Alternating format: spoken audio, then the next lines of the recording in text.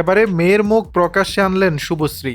পশ্চিমবঙ্গের জনপ্রিয় অভিনেত্রী শুভশ্রী গঙ্গোপাধ্যায় স্বামী নির্মাতা রাজ চক্রবর্তী ও 2 ছেলে মেয়েকে নিয়ে বেশ সুখেই সংসার করছেন তিনি। কয়েকদিন আগেও মেয়ে ইয়ালিনীকে নিয়ে ফটোশুট করেছেন শুভশ্রী। সেখানে মেয়েকে কোলে নিয়ে দাঁড়িয়ে রয়েছেন অভিনেত্রী।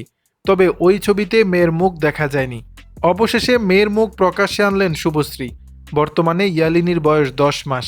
সে নিজের পায়ে দাঁড়াতেও শিখে গিয়েছে। গত 11ই সেপ্টেম্বর নিজের ইনস্টাগ্রামে ইয়ালিনীর কয়েকটি ছবি ভক্তদের সঙ্গে শেয়ার করেন শুভশ্রী। ওই ছবিতে দেখা যায় ইয়ালিনীর সামনেই দাঁড়িয়ে আছে তার দাদা ইউভান। এর আগে কখনো ইয়ালিনীর ছোট্ট মুঠি, কখনো তার খুদে পায়ের ছবি, কখনো বা তার চুলের ঝুঁটি, এমন নানা মুহূর্তে নেটিজেনদের সঙ্গে ভাগ করে নেন শুভশ্রী। কিন্তু অভিনেত্রীর ভক্তরা অপেক্ষায় প্রহর গুনছিলেন কবে দেখা যাবে ইয়ালিনীর মুখ। অবশেষে তা দেখতে পেলেন। 2018 সালের মে মাসে পরিচালক রাজকে বিয়ে করেন অভিনেত্রী। তারপর করোনা পরিস্থিতির সময় প্রথমবার মা হওয়ার কথা ঘোষণা করেন শুভশ্রী। 2020 সালের 12ই সেপ্টেম্বর তাদের ঘর আলো করে জন্ম নেয় পুত্র ইউভান।